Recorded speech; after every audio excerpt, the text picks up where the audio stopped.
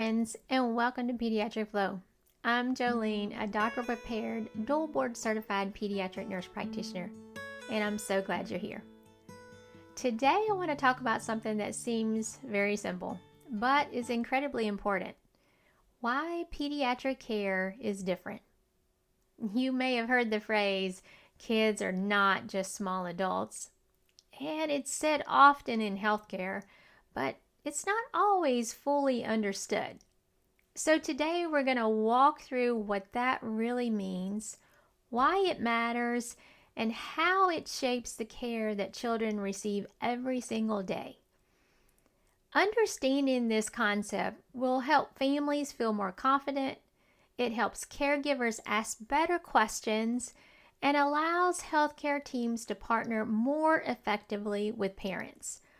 When children are treated like scaled-down adults, we risk missing the key differences that directly impact safety, outcomes, and trust. Children's bodies are still developing. Their heart rates, their blood pressure, their respiratory patterns, metabolism, and immune systems are very different from adults. For example, a heart rate that would be concerning in an adult may be completely normal in an infant or toddler. And children can also compensate extremely well until they suddenly can't. That's how children work.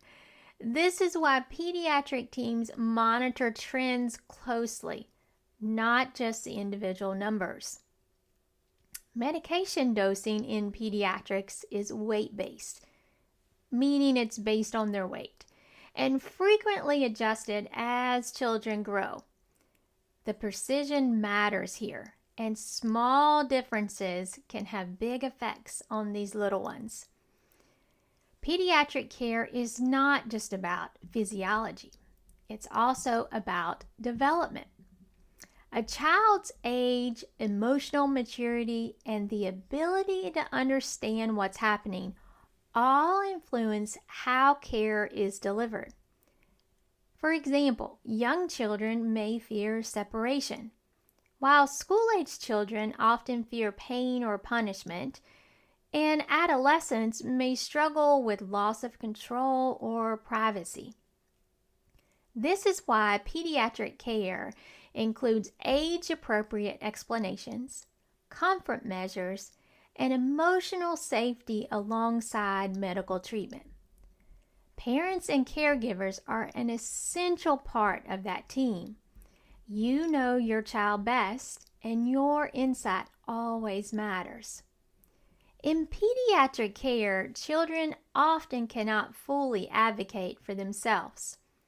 Parents or guardians serve as their decision makers, and the healthcare teams must balance the medical urgency with family understanding.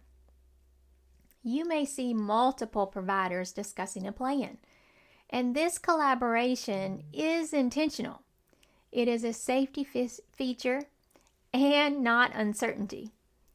You will see rounds, consults, and second opinions that help ensure that thorough, thoughtful, comprehensive care is being provided to your child.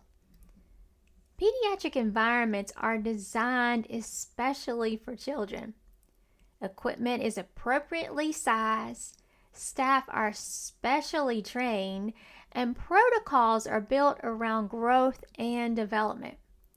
This is especially critical in higher acuity settings, such as the emergency department, the intensive care units, and specialty clinics, because children deserve care that is designed for them, not adapted from adult models. Here's the key takeaway.